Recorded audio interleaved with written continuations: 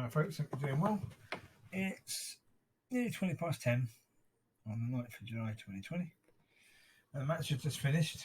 Man United versus Aston Villa. Very good game. Understandable in the way the game went, really. Seeing as Villa at the bottom of the table and trying to avoid relegation. Yeah, they tried to keep it tight. Even though they played some decent football. They nearly scored just before the penalty. The penalty that wasn't a penalty. Well, Bruno Fernandes was trying to spin, really, to do what he wanted with the ball. Ended up just spinning without the ball. Fell over the defender. Or fell onto the defender, more like. From his own movement, nothing to do with the defender at all. So actually, he fouled the defender. This is a problem, actually, with VAR. VAR is failing massively. Games the other day where forwards were actually in line with defenders. It counts as a no goal because the forward was a little bit ahead. Utter rubbish. If it's not obvious, even with video evidence, if it's not obvious, it has to count as a goal. Now, VAR is really mucking up. Like in this one, it wasn't a penalty. Referee sort of made the decision, checked with VAR. VAR said, yeah, penalty. Wasn't. It's a clear error by the referee. And it should have been pulled up by the referee, by VAR. It wasn't. And so miscarriage of justice, really, when you think about it, for Aston Villa. Yeah, they were sort of on top at that point in time and just hit the post. So they were looking more like scoring than United were at that point. I mean, after the goal, you can certainly say United's stepped up a gear. After that, they really did. You know, the front three started playing far better. The movement was better. Passing crisper, better. And then you had the lovely goal by Greenwood. Again, very mature goal. Create the space, bang. No mucking around. Pogba basically did something identical. And his goal was pretty much the same. Yeah. A little movement to the right, bang. Apart from Pogba's goal, the ball was lower in the goal than Greenwood's, but basically the same thing. That's where defenders are going to be wiser. They're going to be better. They're going to be cleverer than that, really. You know, don't look at the player. Focus on the ball, but also learn before the game the people you're going against, what are they going to do, what they're likely to do. Yeah, what's their way of playing, and then stop them from doing that. So Greenwood, with Greenwood, what's he going to do? He's going to try do a little jink to create space to get the shot away. That's what he's going to try and do. That's what he's done. In, out, in, out, in, out. He's done it. So that's what he's going to do. So as a defender, yeah, if you're doing your homework, and you should be, if you're the top defender in the Premier League, with any team in the Premier League and you're central defender, first 11, you should be doing your homework on the players you're going to face. If you fail to do that, it shouldn't be up to the defensive staff to do that. You should be doing it as well. It's not as if players don't have free time. They do. If you are coming up against the most prolific strike force, as in free, in the Premier League at the moment, do your homework. You're not going to stop them unless you know how they get to be that good. As in, how they get to score so many goals. Unless you understand it, you're not going to stop them. And the thing of it is that there seems to be no real attempt by defenders to stop them because they don't seem to do their homework. So, yeah, sorry folks, but if you are paid to play football, then you should understand the game. And part of understanding the game is that you should try to understand the players you're playing against. You should understand their strengths and their weaknesses, so that you can play them to their weakness, not their strength. That way you will have a successful game. They won't. That's the whole point of what you should be trying to do to your opposing player. You should always be making sure that you have a good game and they don't.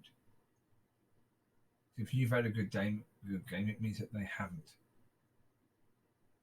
If you're going out there not caring if you have a good game or not, you really should never be in this top league ever again as a player. So you can certainly say Villa have been let down by the players, certainly. Absolutely, certainly. I mean, defenders, you've got to know the people you're playing against. You've got to know them. You've got to know what they're going to do. Now, I'd also say one other thing that I disagreed with quite strongly with the punditry. They said that Luke Shaw had a good game because he got to the byline and tried to put crosses in. Yeah, how many of his crosses actually went past the first defender? Good game? Not really. The crosses have got to go past the first defender. If they don't, then you're just hitting the ball into a player. So what? There's no good you running it all at distance if you're just going to hit the ball into a player most of the time. That's poor. That's not good football at all.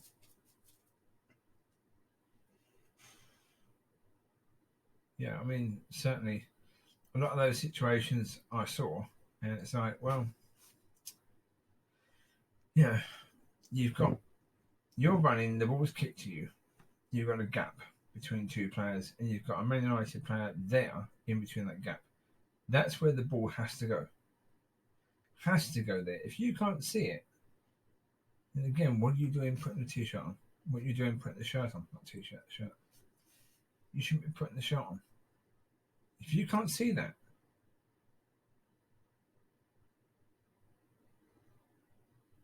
if you can't see the right ball to put in, if you're just trying to put the ball in for the sake of putting the ball in, then again, you're the wrong player. You should not be at this club. So no, sorry, Shaw didn't have a good game. He ran a lot. But that in itself is not enough. And then one thing I'd also point out that I noticed late on, Fred and McTominay were on, and generally speaking, what were they doing? Passing the ball to each other. Passing the ball sideways and backwards, as they always do. Occasionally looking to go forwards, but yeah, not really. And Fred, again, he's on the pitch for a few minutes, and big missed pass in the ball. Yeah, sorry. Not good enough. Sorry, Fred, but you're supposed to be a top level player. Yeah, that isn't good enough. None of that is good enough. So I'd get rid of him. Yeah, his first season was pretty poor. This is, I think, his second season, isn't it? Fred's second season. Again, I'm not impressed. He looked to be playing well before the break, and really, ever since he's had a chance, when football's come back, he's been poor again. He's been playing like the previous Fred. Yeah. Missed passes, missed control, all that lot. Looking more like a player who was upping himself. Yeah, like you hear that there was one player who'd been transferred, so many times because he was the one basically as his own agent, and he was his his own publicity person, and the way he spoke about himself in reviews and stuff like that, he was a fantastic player. Yet whenever he got to a club, he was very average, so they just wanted to sell him. But then the next club would believe all the hype about him, and they would go and get him. And Fred looks like one of these players. I mean, he did today. He did for his first season. He's, as I say, yeah, there've been players like Jumbo and Anderson who were quite poor, really, for United. And Fred is of that level in the midfield, really. He's of that standard. I don't think he's any better than that. McTominay, I mean, I think with McTominay, he's got to look at Matic. He's got to observe Matic, see how Matic is player he is, and how he's got where he has playing that way, and he's got to try and emulate him as much as he can. I think he could. I think McTominay could be a good central defender. Sorry, central defensive midfielder. I think he could play that role very well. But he has got to really focus on that now. Otherwise, again, bye-bye, you have to go. Because the way United seem to be looking ahead, certainly for the next 4 years, is Fernandes and Pogba with a holding midfielder, defensive midfielder behind. And with that being the case, a midfield centre that is neither of those, not a great attacking midfielder, not a great defensive midfielder, you don't belong. You're not going to really offer anything, even as a sub. You're not going to really offer anything because the way you play is different to the way that those players play. So you come on and now everything changes. That's what we saw today. That's what we saw the last time. In the last game, we were 3-0 up. They come on with a good amount of time, to really do something, and did nothing. Again today, I mean, Fred come on with about a good 20-25 minutes left. Nothing. So him and McTominay were on for 20 to 25 minutes. And no.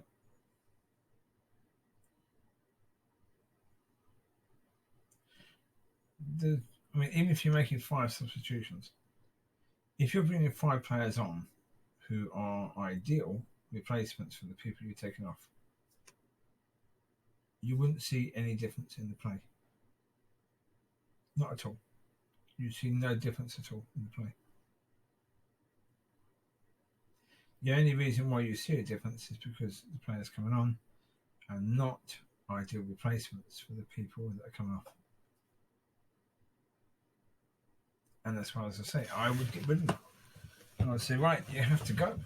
We've got to sell you because we need the money to buy players who are ideal to replace those players that are coming off. That's why Grealish, I was watching Grealish today. Good player. However, how does he fit in? How would he fit into United? Who would he replace in that team? No one. Of those midfielders, he's nowhere near the level of any of them. Nowhere near. But if you look at the way he plays also, could he do what any of them do? He couldn't do what Bruno does. He doesn't seem to have that in his locker. What Pogba does? No, I don't think he can do that. And I don't think he's a Matic either type of player. So therefore, what's the point of Grealish going to United? I just don't see it. Well, again, United stand are now saying Greenwood as good as Rooney. Well, potentially Greenwood could be far better than Rooney. But also, Greenwood is a different type of player than Rooney, really. I mean, when Rooney started off, he was Everton, similar to Greenwood. But pretty soon after he got to United, they were trying to get him to work more as a traditional centre forward, which you have to say Greenwood isn't.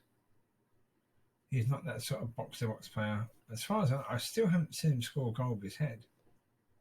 Not for the first team. They really scored quite a few. But yeah, Rooney also scored the flasher goals, which Greenwood is going to do. Yeah, but the tap-ins, does Greenwood have those? Because Rooney had that. That's why he was a top. That's why he is a top goal scorer for England and for Manchester United. So whether Greenwood could get anywhere near that, he's going to have to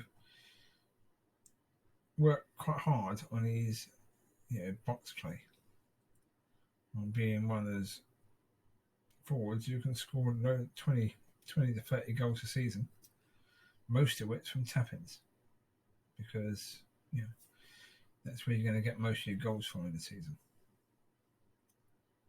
And if he can do that, then there's no reason why he can't be bigger than Rooney. Definitely not. He's a quality player, that's a certainty. You can see that in him. You can see the confidence in him. I mean, his goal today was brilliant. That's what I mean. At United, you've got the levels. You've got Fernandes, Bruno Fernandes. You've got Pogba. You've got Greenwood. You've got Martial. You've got defensively Wan-Bissaka, who is improving going forward. So you've got those players. Now, I'd say Rashford is slightly behind them.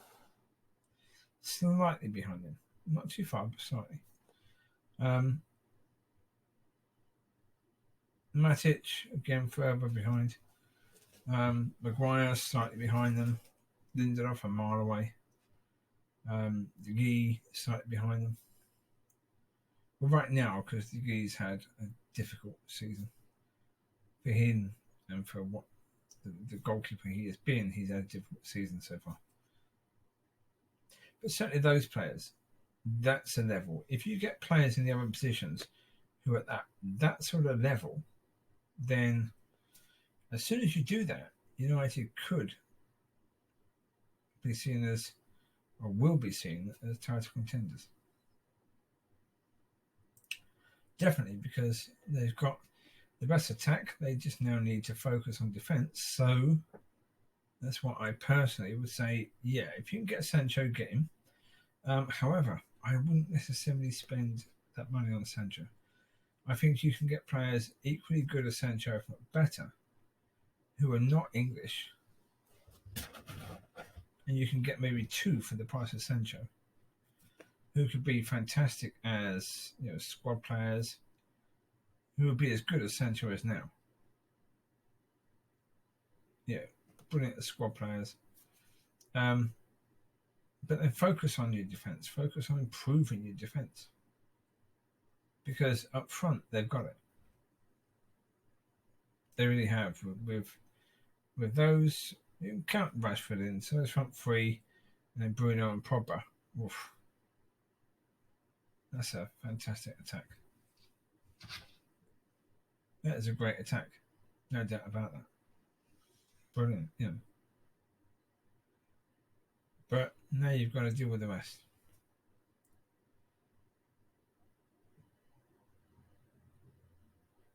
You've got to deal with the subs. You've got to make sure that the squad players are good enough, and the squad players are the right players to replace the players you're going to take off, which at the moment they don't seem to be. So that's the thing, isn't it? And I'm not sure really if United are going to do that, because they don't seem to like to spend money. But certainly Liverpool just won the league.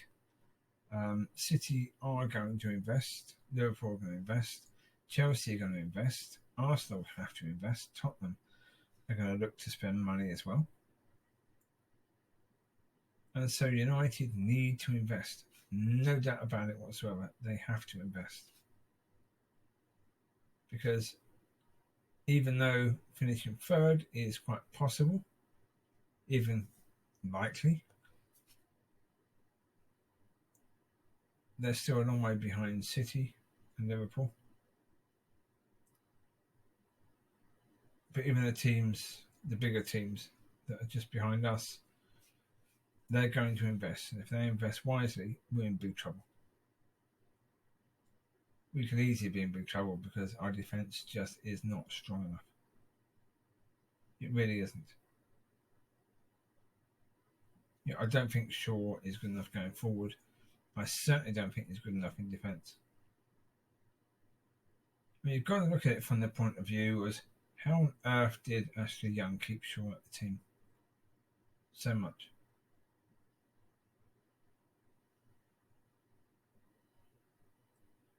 Ashley Young was a winger. He was better defensively than Shaw. And the thing of it is, Shaw hasn't improved really defensively. So, yeah, it's what it is, isn't it? You've got the situation now where, our front players have scored more goals than Liverpool's front three, but Liverpool's midfield and the rest of their squad have contributed far more goals than United's have. So, got to deal with it. You've got to spend money, as I say. That has to be the situation. Spending money has to be a priority. Now, look at that photo. That's a lovely photo. Because with that one, the sand looks like chocolate. That's a cool photo. I like that one. You got the spray. You got chocolate sand as well. Looks almost edible, doesn't it? Just carve a bit of that up. You can imagine that they are bits of, massive bits of hazelnut in the chocolate. There you go. Enjoy. Rather you than me, because I know it's sand. About football, yeah. And today, Spurs again, 0-0. Everton drew, but Everton, that was really a nothing game. Very much a nothing game. Yeah. Two teams that are right in the middle of the table. Right basically on top of each other. Nothing really that either team is fighting for. They're not trying to avoid relegation. They're not trying to get into Europe. So, it's just games they've got to play, really. So, won't be expecting too much from them, would you? Now, Bournemouth still need to avoid relegation, and I think they're doing a pretty good job of it, I think. 0-0 with Tottenham, Everton 1-1. Bournemouth, well, they are 18th. They are 18th, so they need to win. Because if they win, then you've got Watford and West Ham just above them. Although their goal difference is awful. Bournemouth's minus 27. Watford's is minus 22. West Ham's is minus 19. So Bournemouth need a good win. Well, they really do need a win and a draw, and for the teams above them to lose, really, or one of them to lose every game for them to survive. So they could survive, they could go down. They've got a point today, which is good, but I think they need a bit more than a point. They've got 4 games to go. I mean, if they draw every game now, and Watford or West Ham lose every game, then Bournemouth are safe. But I think they need to win. They need to win and probably a draw, because a win means the goal difference has still be below the other teams. Well, Watford, I think, have to play City, I think. Not totally sure. Let's have a look. I heard mention that Watford still have to play City, so let's find out if that is true then. Yeah, Watford still have to play City and Arsenal. They have to play West Ham. That's interesting. So that's a 6-pointer there. The next game is against Newcastle. Now, Newcastle, again, that's a tricky one because Newcastle sort of have already avoided relegation. I don't think they're going to go down. They could theoretically, although could they right now? No, I don't think they could. No, they're safe. They're safe now because with 4 games to go, there's 12 points available. Now, Bournemouth are in the 18th position. If they were to win all their games, they'd still be able to catch Newcastle. So Newcastle and Palace are safe. So again, Newcastle playing Watford. Watford could win that. Could. Although I suspect Newcastle will probably win it. Because although the Newcastle not really got a lot to play for now because they've got safety, I think they probably will try and win it. They should do. Bruce is the manager, and I think he needs to see from his players which ones they're going to keep next season, which ones they're going to try and get rid of or replace. And then say West Ham and Watford, they're right above each other, right 16th and 17th, both on 31 points. So that's a big game, that is. Yeah. So if Bournemouth can win in that one, then there will be 2 of the teams will still be on 31, but it'll be 18th and 17th. So it's just the case what happens in the rest of the matches. So if goal difference is the key, then Bournemouth could survive. Yep. Well, there you go. That's football news today. Certainly Man United is what I'm going to give most news on, and when they play, I'll try and give other football news if I can. I can't talk much about the other games because I don't watch them. I don't really care. They don't bother me the other games at all, so therefore I don't really watch them. I'll give you the scores, and anything else I can give, I'll give. Yeah, so I mean, apparently VAR again was a problem in the Bournemouth Tottenham game. Yeah, just about goal, penalty. Yeah. There you go. In the end, that'll do. Okay, you take care. God bless, and I'll speak to you soon. Bye bye.